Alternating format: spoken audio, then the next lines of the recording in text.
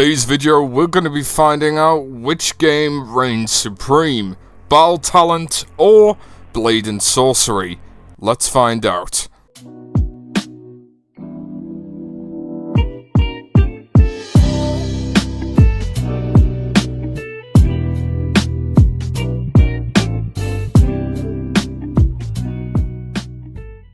First of all, we're going to be having a look at the weapons for both the games, specifically the base game weapons. Now, for Blade and Sorcery, there is a variety of different types of regular swords, like the Raiden sword, the short sword, and some katana-style swords, which are very, very versatile.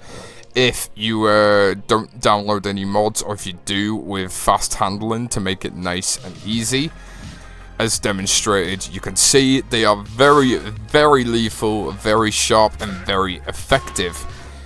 Next, if we have a look at Battle Talent, as you can see, there is also a variety of very different weapons with there, quite similar to the layout of Blade and Sorcery, but more mythical weapons, so more orc-style swords, more monster kind of swords. So in total, I think for this weapons round, I'm going to have to give Battle Talent 1-0.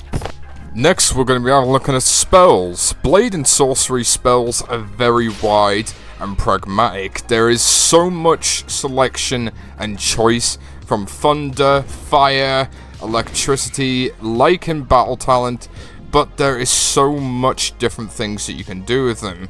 Force powers from Star Wars, gravity, freezing time, a lot of cool things that I really enjoy using, and I feel like it's a little bit more like explored with the magic in this game.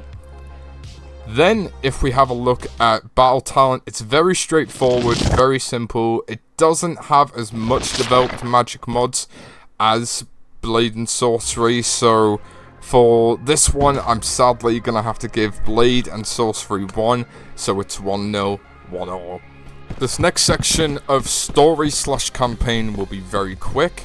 Battle Talent does have a campaign that you can do, but sadly Blade and Sorcery doesn't. So with this one, it's a very easy 2-0 to Battle Talent and a 1-0 to Blade and Sorcery.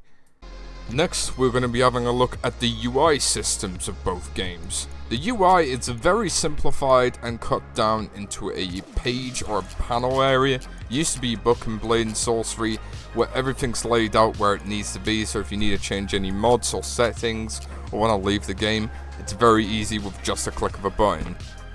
Blade and Sorcery versus to Battle Talent. Battle Talent is more fleshed out with a wide screen. It's very detailed with two different menus, one specifically for the mod menu / cheating, and one for the general UI system.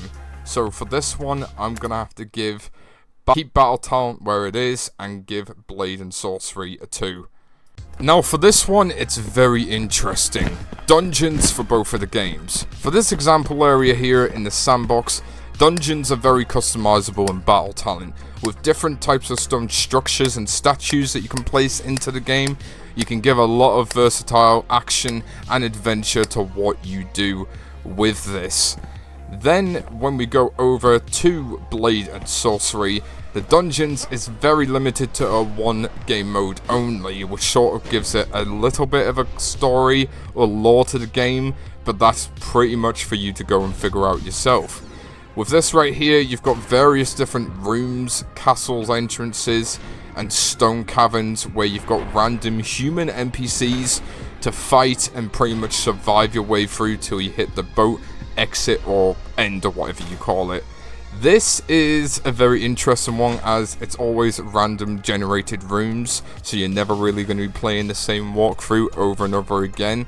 So with Battle Talent, it is not really like that. You are playing the same ones over and over again, so if you do end up joining the game a lot, it is going to be very limited. So I'm going to have to give Blade and Sorcery a 3 and keep Battle Talent at 2-0.